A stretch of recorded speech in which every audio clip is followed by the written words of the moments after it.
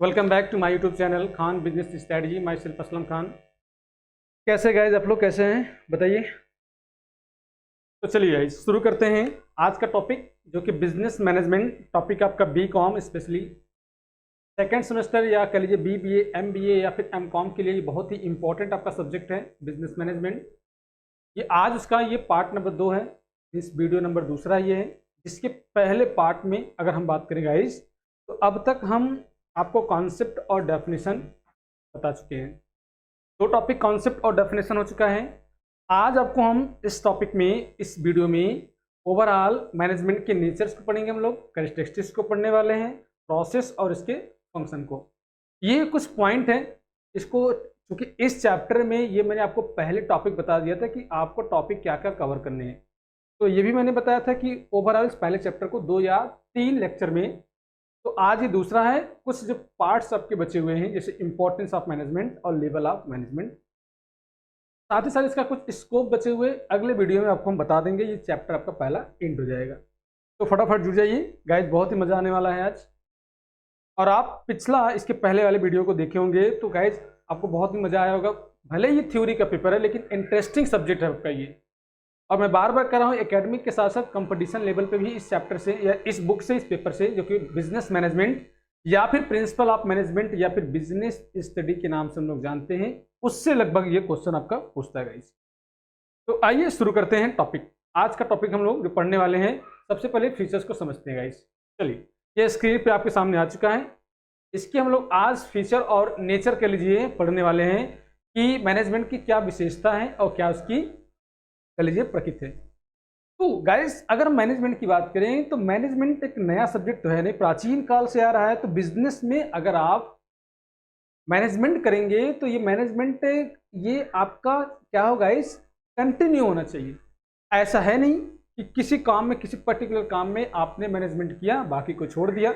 मतलब ये देखा जाए तो गाइस ये शुरू से मीन्स आरंभ से लेकर अंत तक निरंतर या लगातार विदाउट ब्रेक लगातार चलने वाली प्रक्रिया है। तो मैनेजमेंट की जो पहली और सबसे इंपॉर्टेंट अगर कोई विशेषता है तो वह क्या है, यह कंटिन्यू प्रोसेस है। ये क्या है, निरंतर चलने वाली प्रक्रिया, एक सतत प्रक्रिया के रूप में है गाइस। इसकी पहली विशेषता जो आरंभ से लेकर अंत तक चलने वाली प्रक्रिया मीन्स क्या करना है, कैसे करना है, प्लानिंग करना, और प्लानिंग के साथ साथ लास्ट में जो कंट्रोलिंग की बात आती है, कार्यक्रम को एंड कराने की बात होती है, सारी प्रोसेस हमारी क्या आती है, मैनेजमेंट का एक एसेंशियल पार्ट माना जाता है। तो कंटिन्यू होता है। दूसरी विशेषता क्या है, मैनेजमेंट इज ए पर्पसफुल। भाई सीधी सी बात है, मैनेजमेंट जब भी किया जाएगा तो मैनेजमेंट करने के पीछे कोई ना कोई हमारा मकसद होगा, कोई ना कोई हमारा उद्देश्य होगा, कोई ना कोई हमारा लक्ष्य बनाया गया होगा। लक्ष्य को प्राप्त करने के लिए ही हम लोग मैनेजमेंट करते हैं। तो ये उद्देश्य की प्राप्ति के लिए व्यापार का हमारा उद्देश्य क्या है, लक्ष्य क्या है, लक्ष्य को कैसे प्राप्त करेंगे, इन सारी चीज के बारे में हम लोग प्लानिंग करते हैं। और प्लानिंग करते हैं इसलिए गाइस इसको हम लोग कहते हैं मैनेजमेंट क्या है, एक पर्पसफुल है, एक उद्देश्यपूर्ण है। ये बात है। लो भाई आज के समय में अगर हम बात करें तो मैनेजमेंट एक ऐसा सब्जेक्ट बन गया है, एक यूनिवर्सल सब्जेक्ट बन गया गाइस, ठीक है। एक यूनिवर्सल सब्जेक्ट बन गया है कि इसका न केवल आज बिजनेस में ही बल्कि तमाम प्रकार के गैर व्यापारिक जो संगठन हमारे व्यापार में तो इसका इस्तेमाल बिल्कुल बहुत ज्यादा हो रहा है, लेकिन जो गैर व्यापारिक संस्थान हैं, जैसे अगर हम बात करें हॉस्पिटल हो गया, क्लब हो गया, लाइब्रेरी हो गया, जिम हो गया, ओवरऑल इसके अलावा जो और भी चीज हमारा है वहां भी और भी जो हमारे ऑर्गेनाइजेशन है उस ऑर्गेनाइजेशन में भी मैनेजमेंट का प्रयोग किया जा रहा है। इसलिए ये क्या हो गया, यूनिवर्सल प्रोसेस हो गया गाइस, ठीक है। ये क्या हो गया है, यूनिवर्सल प्रोसेस हो गया। नेक्स्ट की बात करें तो क्या मैनेजमेंट आर्ट और साइंस भी है, ये कला और विज्ञान है, ठीक है गाइस। कला इसलिए है कि इसको सिस्टमैटिक तरीके से पेश किया जाता है, इसलिए इसको हम लोग कला बोलते हैं। और रूल्स पे होता है, कानून पे होता है, सिद्धांतों पर होता है, और सिद्धांत पे होने के कारण ये हमारा क्या है, विज्ञान है। तो मैनेजमेंट क्या है, हमारा आर्ट भी है और साइंस भी है। साइंस इसलिए है कि उसमें रीति रिवाज सिस्टम होते हैं, सिस्टम जिसे आगे हम पढ़ाएंगे मैनेजमेंट के क्या सिद्धांत है, हेनरी फेयोल का क्या सिद्धांत है, FW टेलर का क्या सिद्धांत है, डगलस मैकग्रेगर का क्या सिद्धांत है, उर्विक का क्या सिद्धांत है, जेड विचारधारा क्या है, ओवरऑल तमाम प्रकार के सिद्धांत पढ़ाएंगे। तो सिद्धांत जब भी होगा वो साइंस पर होगा, इसलिए हमारा क्या है, ये कला भी है और गाइस विज्ञान भी है। लो भाई सीधी सी बात है। अगला क्या है, बिल्कुल गाइस समझ में आ रहा है मैं क्या कर रहा हूँ आपको, बिल्कुल। अगला करा मैनेजमेंट है ह्यूमन एक्टिविटी। लो भाई करा है कि मैनेजमेंट से सही बात है, बिल्कुल। मैनेजमेंट जब भी किया जाए किसी ह्यूमन पर्सन पे किया जाएगा, किसी मानवीय इंसान पर किया जाएगा, ये एनिमल्स पे लागू नहीं होता गाइस, ठीक है। हम लोग क्या करते हैं, जब भी क्या करते हैं अपने व्यवसाय में जो भी हम पर्सन को अपॉइंटमेंट करते हैं, तो एक जो मैनेजर होता है वो मैनेजर क्या करता है, उनको नियुक्त करता है, उनको गाइड करता है, बताता है, समझाता है कैसे काम किया जाए, लक्ष्य को कैसे प्राप्त किया जाए, उस लक्ष्य को प्राप्त करने तमाम प्रकार की जो समस्याएं आएंगी उन समस्याओं का क्या समाधान निकाला जाएगा। तो कुल मिलाकर इंसानों के ऊपर ये एक्टिविटी होती है, इन इंसानों पर मीन्स ह्यूमन बिहेवियर पर ये लागू होता है। तो ये क्या कह सकते हैं कि ये क्या है, मानवीय क्रिया है, इंसानों पर लागू होता है। अगला गाइस बात करें क्या, मैनेजमेंट इज ए प्रोफेशन। आज के समय में मैनेजमेंट का पढ़ाई करके, मैनेजमेंट की अच्छी खासी डिग्री हासिल करके, मैनेजमेंट की अच्छी खासी पढ़ाई करके लोग व्यक्ति इसे अपने पेशे के रूप में यूज कर रहे हैं। चाहे अगर हम बात करें तो लोग व्यक्ति ये कर रहे हैं, कुछ व्यक्ति सीएस कर रहे हैं, कुछ व्यक्ति एमबीए कर रहे हैं। तो ये एक ऐसे कोर्स है, प्रोफेशनल कोर्स है। इस प्रोफेशनल कोर्स को करके एक अच्छी खासी अपनी लाइफ को जीने का प्रयास कर रहे हैं और वास्तव में बहुत ही बेहतरीन तरीके से वो अपनी लाइफ को सर्वाइव भी कर रहे हैं और कुल मिलाकर उनका पैसा क्या हो गया, प्रोफेशनल हो गए हैं। तो प्रबंध क्या हो गया, धीरे धीरे पेशे के रूप में हो गया। और अगला हमारा क्या है, मैनेजमेंट इज ए डायनामिक। बिल्कुल सही बात है। देखा जाएगा इस बिजनेस में जो भी प्लान बनते हैं वो प्लान हमेशा दीर्घकालीन तक नहीं चलते रहते हैं। तो हमेशा समय के हिसाब, परिस्थिति के हिसाब, वातावरण क्या कर रहा है, आवश्यकताएं क्या है व्यापार की, इन सभी आवश्यकताओं को ध्यान में रखकर हमें क्या करना पड़ता है, प्लान करना पड़ता है। तो ये निरंतर चलने वाली प्रक्रिया है, बदलाव होते रहते हैं। पुराने विचार के स्थान पर नए विचार या पुराने विचार को नए विचार के साथ समावेश करके लगातार चलते रहते हैं। इसलिए ये क्या होता है, डायनामिक होता है, ये स्थिर नहीं होता, गतिशील होता है, लगातार चलता रहता है। मोमेंट कभी इसमें हमेशा बदलते रहते हैं। इसलिए क्या हो गया, ये क्या हो गया, डायनामिक प्रोसेस हो गया। तो ओवरऑल ये कुछ मैंने आपको बातें बताया जो कि ओवरऑल मैनेजमेंट की क्या थी गाइस, विशेषता। आई होप आपको ये पूरी विशेषताएं समझ में आई होगी गाइस। इसको आप बिल्कुल डिटेल वाइज तो लिखिएगा। चलिए इसका स्क्रीनशॉट में निकाल सकते हैं चाहे तो। ओके गाइस, आगे बढ़ते हैं। नेक्स्ट जो कि सबसे बहुत महत्वपूर्ण अगर कोई टॉपिक है इस चैप्टर का, तो वह है function and process of the management. कि बिजनेस मैनेजमेंट का ओवरऑल फंक्शन क्या है गाइस, इसकी क्या क्रिया है और क्या इसकी प्रक्रिया है। कार्य और प्रक्रिया, प्रबंध की कार्य और प्रक्रिया, ये टॉपिक आपका है। अब इसमें अगर हम बात करें गाइस, तो यहाँ पर इसको समझने के लिए इसको दो पार्ट में बांट सकते हैं आप। इसको समझने के लिए गाइस इसको दो पार्ट में आप बांट सकते हैं। एक मिनट इरेज करते हैं।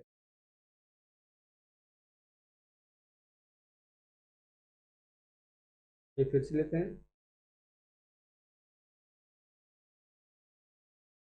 इसको हम दो पार्ट में बांटते हैं गाइस। ओके, एक तुम्हारा है मेन फंक्शन और दूसरा हमारा क्या, सब्सिडियरी फंक्शन। प्रबंध का मुख्य कार्य क्या है और उसके सहायक कार्य या द्वितीयक कार्य कह लीजिएगा। तो जिन प्रमुख उद्देश्य के लिए, जो हमारा मेन मकसद है, उस मकसद को प्राप्त करने के लिए जो हमें काम करना पड़ता है, जो क्रियाएं करनी पड़ती है, वह क्रियाएं हमारी क्या होती है, मेन फंक्शन कहलाती है। अगर मेन फंक्शन की बात करें तो अलग अलग विद्वान लोग, कुछ विद्वान लोग इसको 4 भागों में बांटे हैं, कुछ विद्वान लोग इसको 5 भागों में बांटे हैं। अगर गाइज हम बात करें तो हेनरी फ्योल और डोनाल्ड एंड कुटच के अकॉर्डिंग देखा जाए तो there is 5 main function of the management माना जाएगा, जिसमें हम बात करें गाइज अलग अलग इसके 5 पार्ट्स बनाए गए हैं। जिसमें पहला प्लानिंग है, ऑर्गेनाइजेशन है, स्टॉपिंग है, डायरेक्शन है एंड कंट्रोलिंग है। इसको हम लोग हिंदी में क्या बोलते हैं गाइज, नियोजन, संगठन, नियुक्ति, निर्देशन और नियंत्रण। ये ओवरऑल 5 इसके मेन फंक्शन है। अब स्टेप बाय स्टेप समझते हैं क्या। प्लानिंग देखा जाए तो प्लानिंग मैनेजमेंट का सबसे मेन या सबसे प्रमुख कार्यों में से अगर कोई एक है तो वो गाइस हमारा क्या कहता है, प्लानिंग कहलाता है। प्लानिंग एक ऐसा शब्द है जैसे हर व्यक्ति इससे रूबरू है। प्लानिंग जैसी ही बात आती है तुरंत आपके दिमाग में आता है कि कोई न कोई कार्य करना, किसी न किसी प्रकार का योजना बनाना, कब क्यों कहाँ कैसे कार्य किया जाए, कैसे बनाया जाए, लक्ष्य बनाया जाए, लक्ष्य को कैसे प्राप्त किया जाए। ये सारा जो हमारा जो काम कहलाता है वो गाइस क्या कहलाता है, वो प्लानिंग कहलाता है। मीन्स कह सकते हैं नियोजन देखा जाए प्रबंध का सबसे बेसिक, अगर सबसे आधारभूत अगर कोई कार्य है गाइस तो हमारा क्या कहलाता है, वो मैनेजमेंट का प्लानिंग कहलाता है। मतलब यदि किसी काम को करना है तो काम करने से पहले इसके बारे में सोचना, मीन्स थिंकिंग बिफोर डूइंग, कि आपको कोई काम करने से पहले उसके बारे में सोचना ही हमारा क्या कहलाना है, प्लानिंग। तो यदि कोई काम कर रहे हैं तो काम करने से पहले सोचना ही हमारा क्या कहलाता है, प्लानिंग कहलाता है। इसके इसके तमाम प्रकार के पहलुओं को हमें क्या करना पड़ेगा, पहले जानना पड़ेगा। मतलब कि किसी भी काम को करने से पहले उसके तमाम प्रकार के जो पहलू हैं, तमाम प्रकार के जो भी इसके मेरिट्स डिमेरिट्स है, तमाम प्रकार जो आने वाले आगे समस्याएं आ सकती हैं, उन सभी समस्याओं पर भली बात क्या करना पड़ेगा, विचार करना होगा। यही विचार हमारा क्या कहलाता है, नियोजन। मीन्स क्या करना है, कब करना है, कहाँ करना है, कौन करेगा, कैसे करेगा, किस लिए किया जाएगा, इसको करने के लिए कौन कौन से संसाधन का प्रयोग किया जाएगा, ये सब बातें जो हमारा है वो प्लानिंग है। प्लानिंग में देखा जाए तो हम लोग क्या करते हैं, पूर्वानुमान लगाते हैं। जो लक्ष्य हमारा है उस लक्ष्य को निर्धारित करते हैं कि लक्ष्य में क्या करना है, कैसे उसको करेंगे, इसका क्या प्रोसीजर होगा, नीति निर्धारण बनाएंगे, प्रोग्राम तैयार करेंगे, बजट बनाएंगे और साथ साथ हम लोग इसका एक शेड्यूल्स तैयार करेंगे। ठीक है, एक स्ट्रेटजी बनाएंगे कि कैसे हम लोग काम करें। तो स्ट्रेटजी, प्लानिंग या आप कह लीजिएगा कि जो भी हमारा प्रोसीजर है, हमारा जो ऑब्जेक्ट है, फोरकास्टिंग है, ये सब काम जो हमारा होता है वो प्लानिंग का एक अहम हिस्सा माना जाता है। दूसरा अगर हम बात करें गाइस तो होता है संगठन। लीजिए भाई, अब प्लानिंग कर देने के बाद अगर दूसरा कोई काम जो सबसे महत्वपूर्ण होता है वो है संगठन। संगठन का मतलब होता है, देखा जाए, एक रचनात्मक रूप तैयार करना। मीन्स एक प्रकार से एक आकार देना, क्योंकि अगर आकार नहीं होगा तो कैसे हम लोग काम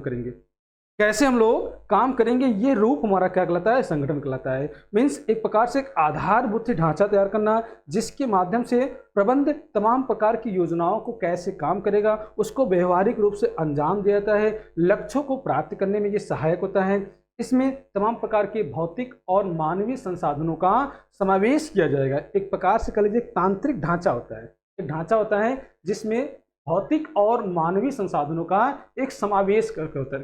कह लीजिए, अगर इसको और अच्छे समझना है, समझ लीजिए एक प्रकार से इंसान का जो बॉडी आपका हो गया, उसमें तमाम प्रकार की बॉडी के अलग अलग पार्ट्स है, हाथ है, पैर है, नाक है, आँख है, जीभ है, त्वचा है, कान। तो ये एक प्रकार जब सभी को मिला दिया जाता है तो एक पूरा मानव शरीर बनता है। वही हमारा कहलाता है बिजनेस पॉइंट ऑफ व्यू से संगठन। तो प्लान बन गया, प्लानिंग के अकॉर्डिंग उसके अलग अलग जो पार्ट्स हमारे हैं उसमें मानवीय भौतिक संसाधनों का समावेश करना, जिससे लक्ष्यों को आसानी से प्राप्त किया जा सके, वो हमारा कहलाता है एक संगठन। मीन्स एक इसका रूप देना, एक आकार देना, एक ढांचा तैयार करना ही हमारा कहलाता है संगठन कहलाता है। ठीक है, इसके लिए हमें तमाम प्रकार की क्रियाओं का पहचान करना पड़ता है, ग्रुप तैयार करना पड़ता है, तमाम प्रकार की रिस्पॉन्सिबिलिटी निर्धारित करनी पड़ती है। ये सब काम जो हमारे होते हैं वो ऑर्गेनाइजेशन में होते हैं। तीसरा अगर हम बात करें गाइस, तुम्हारा स्टाफ कराएं। लो भाई, अब संगठन का निर्माण हो गया। अब संगठन का निर्माण तो हो गया, अब संगठन में काम करने के लिए जो आपने लक्ष्य बनाया है, जो आपने टारगेट किया है, उस टारगेट को कैसे अचीव करें, कैसे प्राप्त करें, इसके लिए मानवीय व्यक्तियों की नियुक्ति करनी पड़ती है। मीन्स आप कह लीजिए एक प्रबंधक से लेकर सुपरवाइजर तक तो हमें अलग अलग योग्यता वाले व्यक्तियों को उनकी योग्यता के आधार पर अपॉइंटमेंट करना पड़ता है। मानवीय व्यक्ति की आवश्यकता महसूस की जाती है कि कैसे हम अपने लक्ष्य को प्राप्त कर सकें। इसके बिना जान लीजिएगा, इसके बिना सारा प्लानिंग आपका निरर्थक साबित होगा, क्योंकि स्टाफ नहीं होगा, काम करने वाले सुपरवाइजर नहीं होंगे, काम करने वाले एम्प्लॉय नहीं होंगे, एमडी, सीएमडी, जो भी मैनेजर्स हमारे हैं, तमाम प्रकार जितने भी इस उच्च आपके जो भी हाई लेवल है या टॉप लेवल के जो मैनेजमेंट के लोग हैं और लो लेवल, अगर ये व्यक्ति नहीं होंगे तो हम लक्ष्य को कैसे प्राप्त कर सकें। इस दोनों का समावेश जरूरी है। एक तो ह्यूमन पर्सन और साथ साथ जो हमारे पास भौतिक संसाधन फिजिकल इक्विपमेंट है, दोनों के बीच में सामंजस्य स्थापित करने के लिए हमें स्टाफ की जरूरत पड़ती है। अब स्टाफ में तमाम प्रकार के क्या होता है, मीन्स आपको ह्यूमन रिसोर्स के माध्यम से उनको भर्ती करना पड़ता है, उनको सिलेक्शन करना पड़ता है और उन स्टाफ को क्या करना पड़ता है, ट्रेन करना पड़ता है, उनके विकास कार्यक्रम को देखना पड़ता है। अगर वो काम करने में अच्छे हो, योग्य हैं, तो उनको हम लोग क्या करते हैं, ट्रांसफ़र भी होता है, साथ साथ हम लोग प्रमोशन देते हैं और कुल मिलाकर एक अच्छी खासी सैलरी के साथ उनको हम अपॉइंटमेंट करते हैं, जिससे उनका मनोबल बढ़ता है गाइस। तो ये हमारा कहलाता है स्टाफिंग कहलाता है। अगला डायरेक्शन। देखो, डायरेक्शन के नाम से सुनकर आपको लगता होगा कि गाइड करना, किसी को बताना, समझाना, सिखाना। तो अगर आपने एम्प्लॉय को रख लिया है सुपरवाइजर से लेकर अगर आप मैनेजर से लेकर सुपरवाइजर तक अगर आपने रख लिया है गाइस, तो उन सभी को डायरेक्शन देना ही हमारा मैनेजमेंट का मेन फंक्शन माना जाता है। और इसमें अगर हम बात करें गाइस तो कुछ अलग अलग विद्वान अलग अलग बुक्स में आपको इसमें 4 और पार्ट मिलेंगे, जिसमें 4 पार्ट की बात करें तो इसमें आपको एक कम्युनिकेशन मिलेगा, एक मोटिवेशन मिलेगा, एक लीडरशिप मिलेगा, एक कोऑर्डिनेशन मिलेगा। ये देखा जाए तो डायरेक्शन का ही एक, जो चारों मैं आपको बताया हूँ ये इसका डायरेक्शन का ही एक पार्ट है। तो डायरेक्शन में क्या क्या आएगा, बेसिकली कम्युनिकेशन आएगा, मोटिवेशन आएगा, लीडरशिप आएगा और साथ साथ कोऑर्डिनेशन की बातें आएंगी। मीन्स काम को शुरू करने के लिए प्रबंधक की ओर से जो काम आप स्टार्ट करेंगे वो काम को करने के लिए जो मैनेजर्स हैं, मैनेजर की तरफ से जो भी आपको ऑर्डर मिला, निर्देश मिला, वो हमारा क्या कहता है, डायरेक्शन कहलाता है। डायरेक्शन के आधार पर देखा जाए काम को प्रयास के रूप में आरंभ कर जाता है, उसको वास्तविक रूप से अंजाम दिया जाता है, ठीक है, जिसके आधार पर हम लोग अपने लक्ष्य को प्राप्त करने में आसानी होती है, सहायक साबित होती है। ठीक है गाइस। और लास्ट की बात करें तो होता है कंट्रोल। ये जो चारों बातें आप ऊपर की लिखे हैं, ये चारों बातों को लास्ट में एक कंट्रोल के रूप में दिया जाता है। अगर कंट्रोलिंग नहीं होगा तो सारा प्लान आपका क्या होता है गाइस, बिखर सकता है, सारा चीज बिगड़ जाएगा। ठीक है, क्योंकि इसमें जो भी समस्याएं आए हैं उन समस्याओं का समावेश करना, उन समस्याओं को निर्धारित करना और साथ साथ अगर कोई समस्याएं आई हैं तो उन समस्याओं के बारे में सुधार करना, मतलब सुधारात्मक कार्रवाई करना, ओवरऑल सारी एक्टिविटी पर अंकुश लगाना, ये हमारा कहलाता है कंट्रोल कहलाता है। तो आपका प्लानिंग हो गया, ऑर्गेनाइजेशन, स्टाफ, डायरेक्शन और कंट्रोलिंग। ठीक है, ये हमारे 5 बेसिक हमारे मेन फंक्शन है किसके, मैनेजमेंट के। अब कुछ फंक्शंस और दे दिए गए हैं जिसको हम लोग सब्सिडरी फंक्शन के नाम से जानते हैं। पहला इसमें अगर बात करें तो कह रहा है निर्णय लेना, कि ये आपको निर्णय लेना होता है कि आपके पास जो भी संसाधन है उन संसाधनों में श्रेष्ठ या बेस्ट तरीके को कौन से चुना जाए। इसके लिए हमें क्या करना पड़ेगा कि हमारे पास जो भी संसाधन है उन संसाधनों में से हमें वैकल्पिक जो भी विकल्प है उसमें से सर्वश्रेष्ठ संसाधन का चुनाव करना पड़ता है। और इसके लिए जो भी हमारे पास संसाधन उपलब्ध है उसमें से चूज करना पड़ता है, मीन्स निर्णय लेना पड़ता है कि काम को कैसे किया जाए, काम को कैसे अंजाम दिया जाए। मीन्स समस्या की व्याख्या करना, इसमें विश्लेषण करना, ठीक है, विकल्प का चयन करना, उस विकल्पों में से सर्वोत्तम विकल्प को चुनना, ये सब जो हमारा काम होता है वो निर्णय लेना पड़ता है। तमाम प्रकार की बातें और बिजनेस पॉइंट में आपको निर्णय लेना पड़ सकता है। जैसे अगर कर्मचारी तालाबंदी कर रहे हैं, हड़ताल कर रहे हैं, तो हड़ताल की दिशा में हमें क्या निर्णय लेना पड़ेगा। अगर कोई ग्राहक हमारा दिवालिया हो गया तो ऐसी दिशा में उसके संबंध में क्या निर्णय लेना पड़ेगा। ठीक है, हमारे इन्वेस्टर्स जो हमारे फ्यूचर इन्वेस्टर के बारे में क्या निर्णय लेना होगा, ये सब भी हमारा क्या मैनेजमेंट का एक सब्सिडरी फंक्शन के अंतर्गत आता है। अगला करा इनोवेशन, नवाचार करना। नवाचार का मतलब होता है नई नई टेक्नोलॉजी को अपने व्यापार में समावेश करना। तमाम प्रकार जो पुरानी पद्धति थी उस पुरानी पद्धति के स्थान पर नए पद्धति को शामिल करना। ठीक है, पुरानी विचारधाराओं के स्थान पर नई विचारधाराएं, मीन्स पुरानी विचारधाराओं को नए विचारधाराओं में शामिल करके कुछ नए चीज को करने का प्रयास करना। ये सब जो हमारा काम होता है वह एक नवाचार के अंतर्गत आता है। ठीक है, नवाचार जिस तरह कुछ नए नए टेक्नोलॉजी को लगाना, कुछ नए नए चीज़ों को समावेश करना। ठीक है, ये सब हमारा कहलाता है नए नए डिजाइन, नए नए वस्तुओं, नए नए पद्धतियों, नए बाजार को खोजना। ठीक है, ये सब जो हमारा काम होता है नवाचार करता है। आप अपने बिजनेस में कुछ ना कुछ नई चीज़ें हमेशा खोजते रहिए, ये हमारा कहलाता है नवाचार। लो भाई, कम्युनिकेशन अगला बात करा है। कम्युनिकेशन की बात करें तो व्यापार में तमाम प्रकार के उपयोगी जो जानकारी, सूचनाएं, आर्डर या आदेश, निर्देश जो भी दिए जाते हैं वो संस्था के उच्च अधिकारी के द्वारा, मीन्स मैनेजर से हम लेकर मैनेजर को हम टॉप लेवल रखते हैं, तो तमाम प्रकार के बातों को समावेश संचार के माध्यम से किया जाता है। संचार आप ऑलरेडी हो सकता है पढ़े होंगे, अब अगर नहीं पढ़े हैं तो जान लीजिए। संचार का मतलब होता है विचारों को एक स्थान से दूसरे स्थान के बीच में ट्रांसफर करना। ठीक है, बातचीत करना। ठीक है, तो ऑर्डर जो हम मिलते हैं वो ऊपर से नीचे की ओर, और जो भी हमारा रिक्वेस्ट होता है वो नीचे से ऊपर की ओर जाता है। तो इन जो बातें आपके ऊपर से नीचे या नीचे से ऊपर की ओर जा रहा है, तो ये जो माध्यम होता है इस माध्यम को नाम दिया गया क्या, संचार। कम्युनिकेट करना, बातचीत करना, बातचीत तमाम प्रकार की जो समस्याएं आ रही है उन समस्याओं को समाधान करना और ऑर्डर देना और रिक्वेस्ट को लेना, समझना, ये सब भी हमारा मैनेजमेंट का एक अहम फंक्शन है गाइस। अगला आपका होता है मोटिवेट करना। नाम से स्पष्ट रहा, मोटिवेट का मतलब होता है कुल मिला के कर्मचारियों के मनोबल को बढ़ाना, उनके कार्यों की तारीफ करना, ठीक, उनका प्रशंसा करना, अगर वास्तव में अच्छे काम कर रहे हैं उनके पीठ को थपथपाना, शाबाशी देना, तमाम प्रकार की ऐसा कोई भी कार्य जिससे हमारा लक्ष्य प्राप्त हो सके, जिससे कर्मचारी पूरी कुशलता पूरी ईमानदारी के साथ काम कर सके, वो संस्था के अपना मानकर ये संस्था मेरा है, पूरी जिम्मेदारी पूरी उत्तरदायित्व के साथ मिलजुल कर काम कर सके। तो ये हमारा कहलाता है मोटिवेट। तो बीच बीच में प्रबंधक को अपने कर्मचारियों के बीच में जाकर उन्हें मोटिवेट करते रहिए, जिससे लक्ष्य को प्राप्त कर सके, लक्ष्य को प्राप्त करने में आसानी हो सके और कर्मचारी पूरी ईमानदारी से और पूरी जो भी उनका जो ड्यूटी दी गई है वो ड्यूटी को आसानी से कर सके, जिससे संस्था का लक्ष्य को प्राप्त हो सके। तो ये भी मोटिवेशन देखा जाए एक प्रकार से जो निरस्ता होती है, या कह लीजिएगा कभी कभी ऐसा होता है कि ठहराव सा हो जाता है, उस ठहराव को आगे ले जाने में महत्वपूर्ण भूमिका निभाता है मोटिवेशन एक ऐसा चीज हो गया है, एक ऐसा फैक्टर हो गया है किसी भी बिजनेस किसी उपक्रम में कि इसके बिना समझ लीजिए मैनेजमेंट हमारा बेकार हो जाता है। मोटिवेट करना, बताना। अगला आपका होता है लीडरशिप। ये निर्णय में थोड़ा गलत लीजिए है, निर्णय ऐसे होगा भाई, ये भी गलत है, नेतृत्व ये होगा नेतृत्व। तो लीडरशिप का मतलब होता है किसी भी काम को करने के लिए एक प्रकार से नेतृत्व की आवश्यकता पड़ती है। मीन्स मार्गदर्शन कर लीजिए, गाइड करना, बताना, समझाना, ग्रुप बनाना, ग्रुप के जो मेंबर्स हैं उनको गाइड करना, उनका मार्गदर्शन करना, काम को करने के लिए उनको बढ़ाना, ये सब जो हमारा कहलाता है नेतृत्व का काम हो गया है।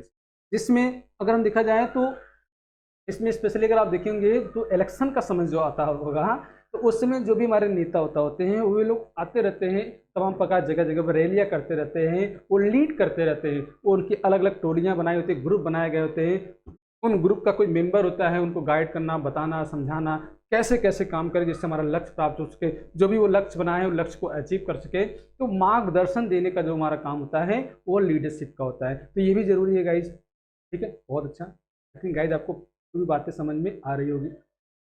लास्ट की दो बातें हैं, सुपरवाइजर आपका कर रहा है, नेक्स्ट क्या कर रहा है, पर्यवेक्षण का काम। सुपरवाइजर अगर बात करें गाइस तो आज के समय में ये क्या है, एक टेक्निकल काम हो गया है, एक महत्वपूर्ण तकनीकी कार्य है जिसके अंतर्गत अधीनस्थों को क्रियाओं को देखरेख की जाती है। ठीक है, उनके जो भी काम कर रहे हैं उन कामों को हम लोग क्या करते हैं, गाइड करते हैं, देखने का प्रयास करते हैं, देखरेख करते हैं, उन्हें आवश्यक दिशा निर्देश देते रहते हैं, उनके कार्यों की जांच करते रहते हैं। ठीक है, वास्तव में देखा जाए तो ये क्या है, एक मैनेजरियल फंक्शन है, एक प्रबंधकीय कार्य होता है जिसमें श्रमिकों द्वारा किए जाने वाले कार्यों की देखभाल करना ही हमारा क्या कहलाता है, पर्यवेक्षण कहलाता है। ठीक है, इसमें तमाम प्रकार के पर्यवेक्षक आ सकते हैं, फोरमैन आ सकते हैं, फर्स्ट सुपरवाइजर आ सकता है, जो मेन हमारा हेड कैशियर है, सेक्शन ऑफिसर आ सकता है, या कि चार्जिंग हमारा हेड आ सकता है। तो ये जो अलग अलग कैटेगरी के पर्सन को बनाया गया है ये सब हमारे सुपरवाइजर के अंतर्गत आते हैं। वही जो सुपरवाइजर होता है, सुपरवाइजर के द्वारा जो भी काम होता है वो सुपरविजन कहलाता है। लास्ट अगर बात करें गाइस तो हमारा क्या है, ये हमारा समन्वय मतलब होता है तालमेल। वास्तव में देखा जाए तो तालमेल होता है ये संस्था के उच्च अधिकारियों के द्वारा अपने कर्मचारियों के सामूहिक जो प्रयास होते हैं उनको व्यवस्थित करते हैं। इसका ये मतलब होता है कि एक डिपार्ट से दूसरे डिपार्ट से के बीच, दूसरे डिपार्ट से उसके अगले वाले डिपार्ट में, या किसी विभाग से उप विभाग के बीच में तमाम प्रकार के कार्यों में एकरूपता लाने के लिए समन्वय किया जाता है, मीन्स तालमेल बैठाया जाता है, जिससे कभी कभी किसी एक डिपार्ट से दूसरे डिपार्ट या एक डिपार्ट से किसी दूसरे उप विभाग में किसी प्रकार की किसी बात को लेकर मनमुटाव हो जाता है। तो ऐसी दिशा में समस्याओं को दूर करने के लिए समन्वय किया जाता है। ठीक है, एक प्रकार से देखा जाए ये बहुत ज़रूरी है, क्योंकि कभी कभी होता है एक कर्मचारी दूसरे कर्मचारी से, एक अधिकारी दूसरे अधिकारी से, एक मैनेजर दूसरे मैनेजर से किसी बात को लेकर आपस में मनमुटाव हो जाता है। तो उनके बीच में तालमेल बैठाना, उनके बीच में सामंजस्य बनाना कि वो टीम वर्क के रूप में मिलजुल कर एक दूसरे का सहयोग देकर काम करें, ये जो क्रियाएं होती है वो क्या कहलाता है गाइस, कोऑर्डिनेशन, समन्वय। मीन्स कार्यों में एक रूपता लाना, सामूहिक प्रयास करना, मिलजुल कर काम करना।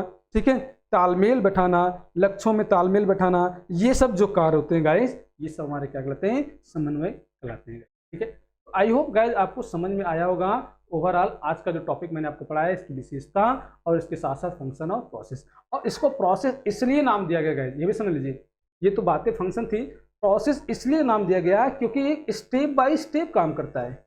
प्रक्रिया का मतलब होता है स्टेप बाय स्टेप, एक प्रक्रिया के रूप में planning, organisation, staffing, direction, controlling. तो ये क्रम के रूप में चलता है, सिस्टमैटिक तरीके से सीक्वेंस वाइज चलता रहता है, इसीलिए इसका नाम क्या रखा गया है, प्रोसेस नाम रखा गया है। तो गाइस कैसा लगा वीडियो बताइएगा। आपको वीडियो अच्छा लगा हो तो लाइक करिए, शेयर करिए, चैनल पहली बार है तो दोस्तों चैनल को आप सब्सक्राइब करिए, जिससे जैसे वीडियो अपलोड होता है इसकी सारी नोटिफिकेशन, सारी जानकारी आपको मिलता रहेगा। चलिए नेक्स्ट क्लास में मिलते हैं आपको गाइस, तब तक के लिए सभी को